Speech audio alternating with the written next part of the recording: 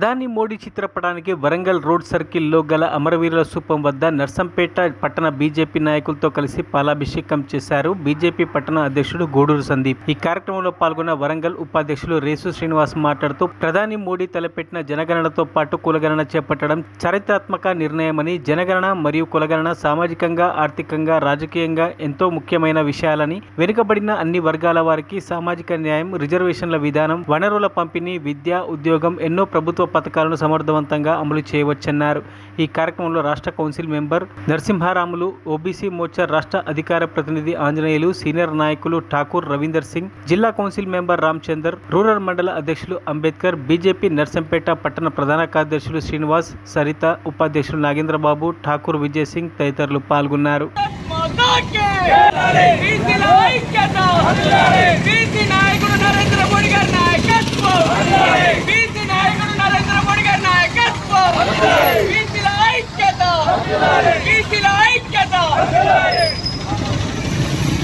Party Narsampet పట్టణ committee అధ్యక్షుడు గూడూరు సందీప్ గారి అధ్యక్షతన రాష్ట్ర పార్టీ లో భాగంగా గౌరవశ్రీ భారత ప్రధానమంత్రి నరేంద్ర మోడీ గారికి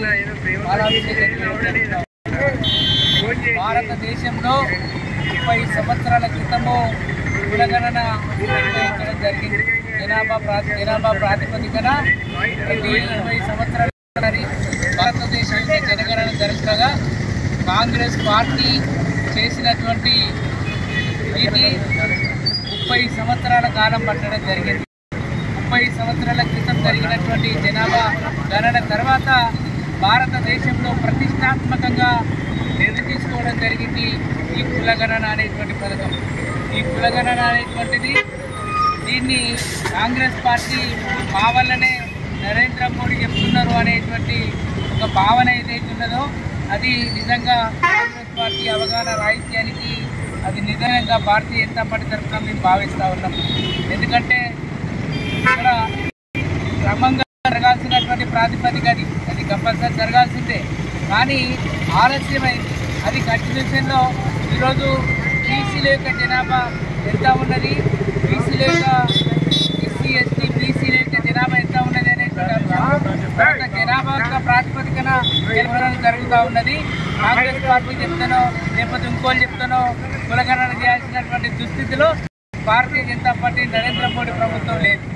కాబట్టి నరేంద్ర మోడీ ప్రభుత్వము ప్రజలకు ఏదైతే అవసరమవుతుందో, ఏదైతే ఉపయోగపడుతుందో దాన్ని తప్పకుండా చేసి నిర్వహించి తీరుతాం. అందుకోసమే ఈనాడు పెహల్గాం సంఘటన ఇలా భారతదేశం మొత్తం కూడా ఇలా నరేంద్ర మోడీ చూస్తూ ఉన్నది.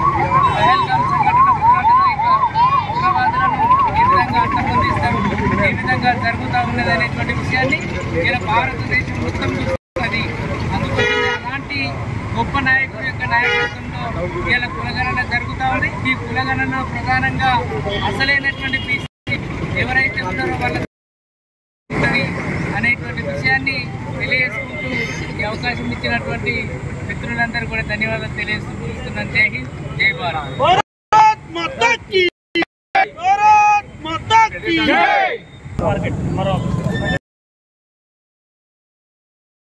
మరిన్ని అప్డేట్స్ కోసం మా ఛానల్ని సబ్స్క్రైబ్ చేయండి.